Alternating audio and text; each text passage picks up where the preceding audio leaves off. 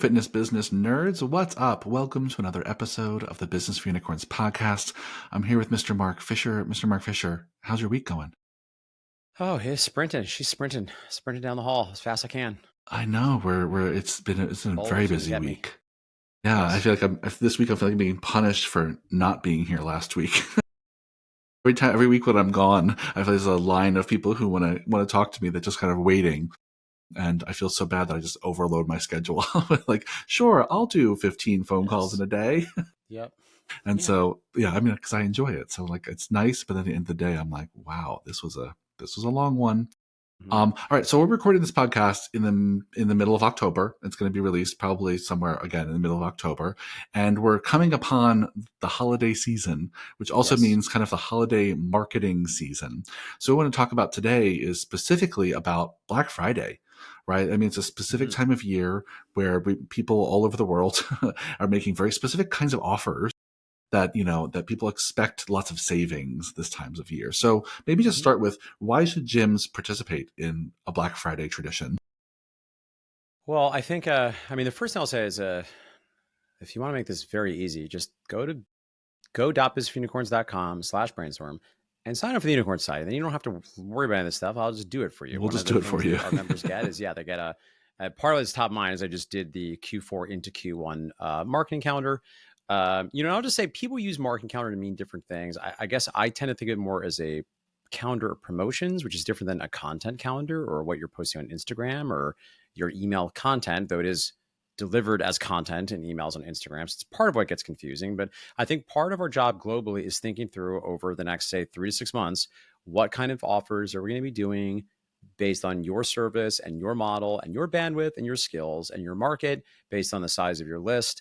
And this is something that I would like to do for you. So if you are a gym owner and you want to just do mine, you can just copy paste it. It's very easy.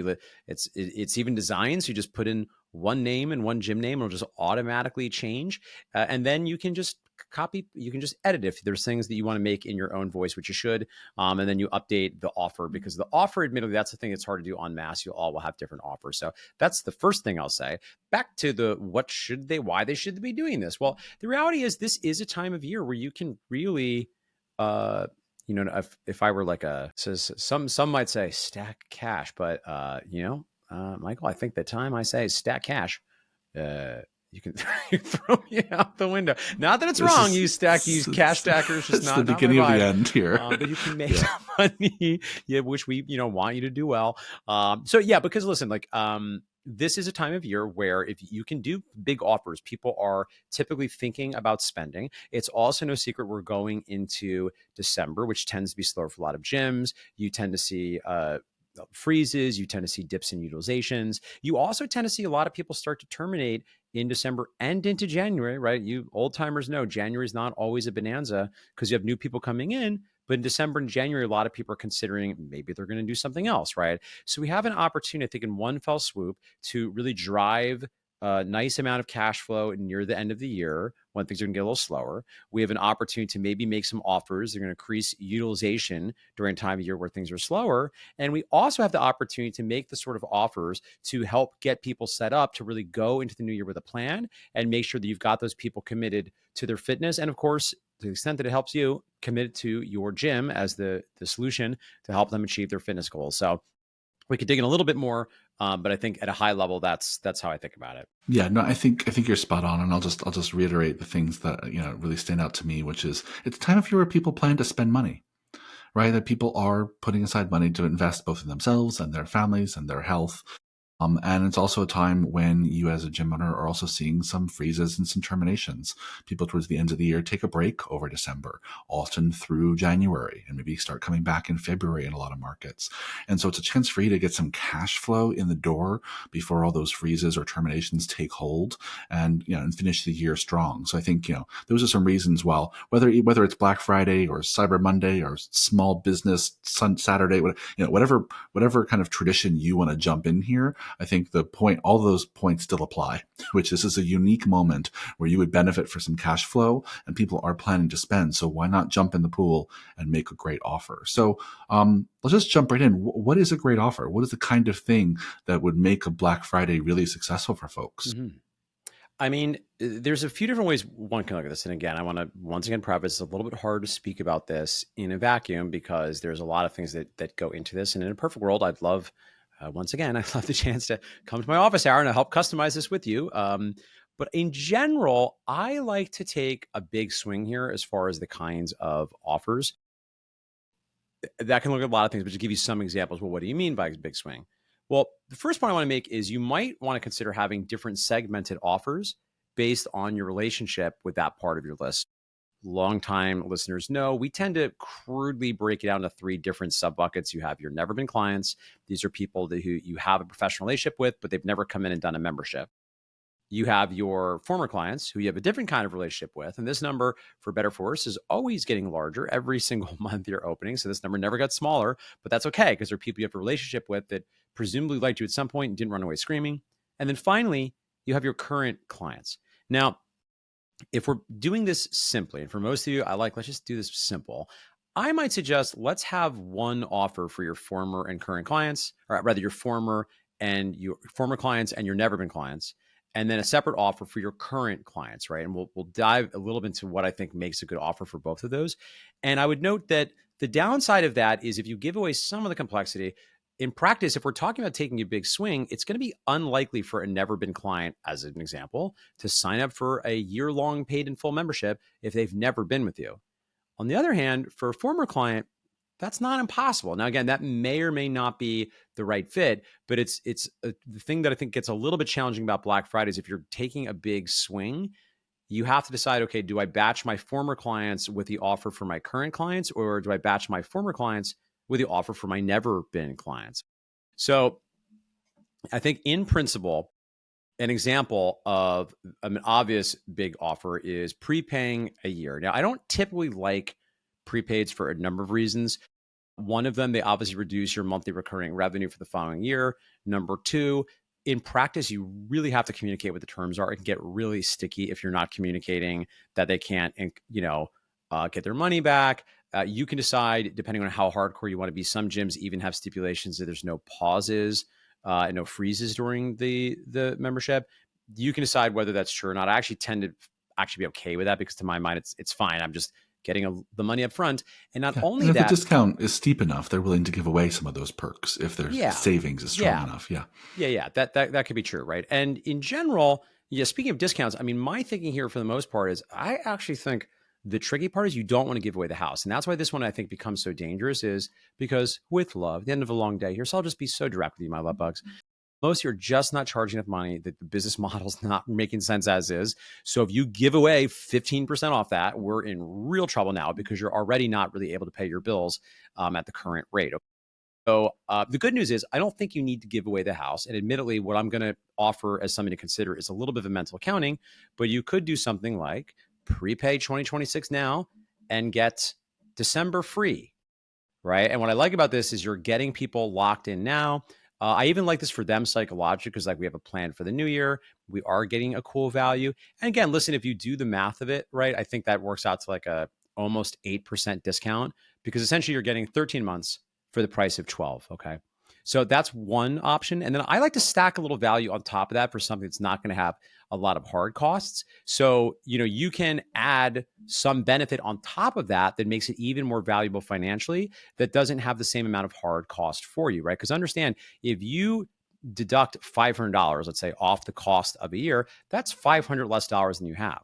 On the other hand, if you add a pack of classes, a pack of sessions, a nutrition consult, even something that has hard costs like supplements, merchandise, whatever, those items don't cost you that. So you're able to market it correctly as, let's say, $500 of additional value for the client, just hypothetically, but it's not going to cost you $500 to fulfill that, right? Hopefully it's not going to cost you any more than, $100 to $200 of hard costs for whatever that is. So if you're making a really, really big swing, that's the one that I like. And I'll give you one more suggestion. I tend to like to actually create some real scarcity around this because I also, if you have a gym of 100 clients, I don't know that you want to take 20 memberships up front. It's probably not the worst problem to have. And again, it depends on how you run this play, right? It depends on how sticky your clientele is. It depends on how you're priced. It depends on how big the discount is. There might be a case where, yeah, sure, just get that money. The last thing I don't love about prepays, practically for a lot of people, is not everyone is great at cash management. So a lot of gym owners, if they have an extra $40,000 sitting in their bank account, there's a lot of shiny equipment that starts to look really attractive to them. So that is the thing to be cautious about. We want to be careful about that. But that is, I think, how I think about the biggest swing. I'll pull up there for interjections, and then maybe we can talk a little bit about how you might think differently about a never been client, because they're kind of a different animal.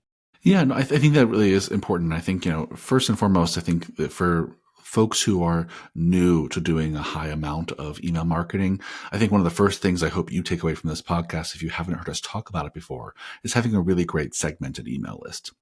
Mark talked about having an email list of your current clients, former clients, and people who've never been clients. And for many of you, just pause the podcast right now and go make that a priority. If you don't have that yet, go do that, because then you can, as Mark said, you can get really strategic about the kinds of offers you make to each of those groups. And the perfect example Mark gave, right, which is that if you're going to make an offer to pay in full for a year, that might be great for current members who are up for a renewal, might be great for former members, but people who've never bought anything from you might not start with a year commitment if they've never done a trial or low barrier offer, if they if they have another option of doing, it's a little intense. So I think that segmentation allows you to get a lot more advanced when it comes to the kinds of offers you're making. So I think big swing makes a ton of sense. Let's talk about kind of a smaller swing, maybe for never been clients, and then I do want to talk a little bit about the flow of these campaigns if we have a few minutes left. So let's talk about never been clients. Yeah. So the first I'll say too is, if you're getting overwhelmed by the sorting, I have really great news, because presumably whatever you're doing now, you have hopefully have a list of your current clients. Mm-hmm. So the great news is, all you really need to find is a list of your former clients, and then to find your never been clients, it's everybody that's not a current client or a former client. It's all the other people, right? And again, these are individuals that presumably you have a professional relationship with. Maybe you've taken my sage wisdom and you've added in family and friends that may or may not have started as a professional relationship. There's someone you want to keep in touch about the ways they might choose to work with you, because some of them might also take action. For a lot of you, if you've been running paid ads for a long time, you might have a lot of unresponsive cold leads you got through paid ad that maybe actually might be viable leads, but it just wound up not being the right time. They opted in on a whim, and they've hopefully been getting your ongoing email marketing, and they're sort of perfectly aware of you, and they've been considering you, but it just hasn't been the right time. And of course, the magic of all promo offers are twofold. One, when people can do things whenever, they do them never. Two, people buy when we're ready, not when they're ready. And again, part of what Keto spoke to is this is a time of year when people are ready. They're in a buying mode, right? Their wallets are open, so to speak. The other thing I want to mention here too about all of this, just because this is sometimes a criticism of this approach you hear, is like, oh, don't give discounts. That couldn't be more wrongheaded. And by the way, I don't think actually anybody says don't give discounts. I think that's like a provocative, clickbaity thing, a sort of I think that's a provocative, clickbaity thing. I don't think anybody thinks that. Yeah. But what I would agree is, you don't want to give forever discounts, and I'm not a fan of them as well, but something to shake the fruit from the tree to get them started, right? Yeah. And what allows you to offer discounts and do it well is when you're charging the right amount to begin with. When you're charging really the right rate, then you can afford to take a little off the first month or two and it not be so painful. Yeah. Yep. Yeah, because again, you're not giving them a forever discount, and you're priced enough that you can build that in, that it just essentially becomes essentially cost of acquisition, right? It becomes like a marketing cost at that point. So, so for something like a never been client, again, this can look like a lot of things. I'll give you a simple one. It could be like, sign up now for January and get December for free. Do you want to be a little bit more ambitious? Maybe you do sign up for January and February, or sign up for January and February and March, pay it now and get December for free, right? Maybe you mix and match. Maybe you also throw in a pack of extra sessions, right? And again, you can sort of think through what makes most sense for you in your model. Against one example, you could potentially also do something like, if you have a 6-week challenge, it's going to start in January. Maybe you offer that now, but you sell it then, and then maybe you give them some sessions that they can do in the month of December. Alternatively, another option, we did this at MFF for many years, is you could potentially do a pack sale, right? So maybe these are people that aren't really thinking about the new year yet, because admittedly, that's a risk you take with this strategy. Some people might be like, New Year, January? What? It's no. It's November, right? So another option you have here is you could sell some sort of version of your membership. Maybe if you don't usually sell packs, maybe you only sell recurring monthly memberships. Maybe you sell a pack that's good for December, or maybe good for December and January. Or maybe you sell something that expires the end of February, right? So you sell like big packs and it feels flexible and it's special and it's not like a membership. Again, you have to get the pricing right on all of this. And for some of these offerings, you're not even necessarily looking to give away the house on pricing once again. You're just offering it with a novel set of terms that feels interesting, that allows people to swallow, in many cases, a much bigger investment than they might make at other times of year. So those are just some ideas I'll pull up there because I know we want to talk a little bit about the flow too. 100%. The one thing I'll just add to that very briefly is just that I think the reason part of the flexibility of terms really matters here is because the holidays for a lot of people already have so many commitments in them. People need that kind of flexibility of like a pack makes a lot of sense to sell because I can't commit to 3 times per week over Christmas or Thanksgiving or Hanukkah or New Year's Eve, or, that people want the flexibility. So you don't have to give so much on cost if you're giving on that kind of flexibility of membership usage. I think really people value that a lot around the holidays. I think that's right. So this last piece I want to talk about was really about the fact that this time of year, there's a lot of marketing noise. We're getting inundated with emails, texts these days are gotten out of freaking control. And then some online retailers are hitting us up every day, twice a day with ads for things they want us to buy. So for us as email marketers or text-based marketers even, we have to be assertive enough to kind of break through the noise and make sure our audience is seeing our emails. But we also don't want to be so obnoxious that our email list just gets tanked with people opting out. And so on average, what does a campaign like this look like? How many emails over how long a time? Yeah, so I think this is the time of the year where you can spend a little social capital. I encourage you to err on the hard side. You're not an online marketer, so it's not like literally every day, right? Online marketers would tell you, if you have a week launch, you can do 28 emails and you'll make more money. But that's a very different type of product that they're very happy to light brand on fire and annoy people. And you probably will make more money, but you also need hundreds of thousands of emails and an inexhaustible supply of new people to come on. That's not going to be the case. I think your brand matters because you're in such a, relatively speaking, no matter even Midtown Manhattan, there's a finite number of people in that geographic area. So for Black Friday, I'm thinking, you want to run more than just Black Friday. That's number one. So typically you might know, a lot of like hardcore Mark fans will know I like a 5-day window. I think for this, you could do at least 5, maybe 6, 7, maybe even 9. I would say this is the time of year too, where you could even do a teaser a few days out to get people hyped up and tease what's coming. So it's in their brain. A couple things relate to that. First of all, practically speaking, what I'm doing and advising people to do this year, and I think this will work, but it's a little bit of a risk. We're actually doing an early Black Friday.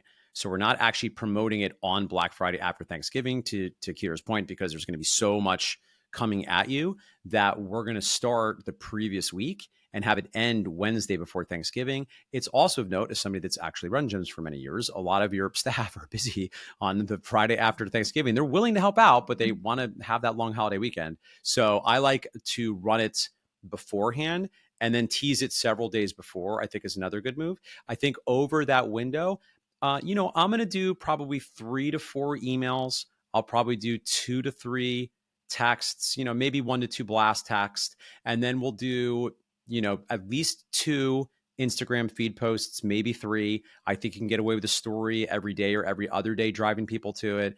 You want to do in-session announcements during the entire run for your classes. Maybe you put up some QR signs and flyers, depending on how easy it is to do. Perhaps you can put a banner on the website. The one thing, oddly, I wouldn't recommend doing much with is paid ads, just because if you change your ads, the algo won't have time to understand it. And the spending is so heavy from retailers once we're into that part of the year. I think for the most part, just drive people to a general ad to get them on the phone.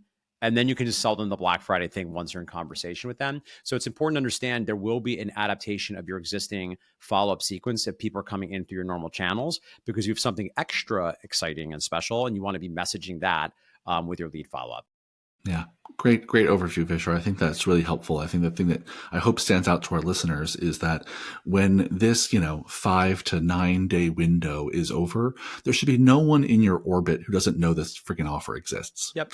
Right? From people in Yep. person getting this information from your trainers' mouths, to people on your social media, to people on your emails, people whose text numbers, whose phone numbers you have. I think by the end of these 5 to 9 days, everyone should have at least seen it and know it exists. That's the goal. That's the goal. And I know we're about to pop off here, but I'll give you two other things real quick. First of all, this is a great time for individual texts, individual DMs, and phone calls to hot leads that never came in, to former clients you particularly like, to members you think would be particularly well suited for this offering. And second, although we don't have time to go into great detail about this now, sign up for the Unicorn site. I'll do this for you. You could consider doing a downsell offer. So let's say you do an offer that ends the Wednesday, the day before Thanksgiving. Well, maybe Black Friday, when admittedly there's a lot of stuff going on, but maybe that wasn't the right offer because you took a big swing. Maybe now you do some sort of pack sale or some sort of relative downsell offering that starts that Friday that goes maybe till that Tuesday.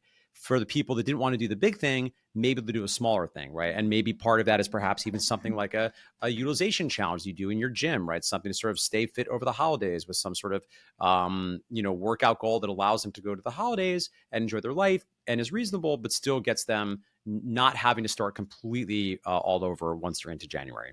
Great. Yeah. So many great ideas for our listeners to play with. So thank you, Fisher. I think it was a really great, fast one about a very specific period of the year where everyone has an opportunity to get some extra cash in and stacking Benjamins. Keeler loves to stack his Benjamins. All right, my friends. Thanks as always for a great chat, Fisher. And dear listeners, I'll see you on the next one. Have a kick-ass day. Bye.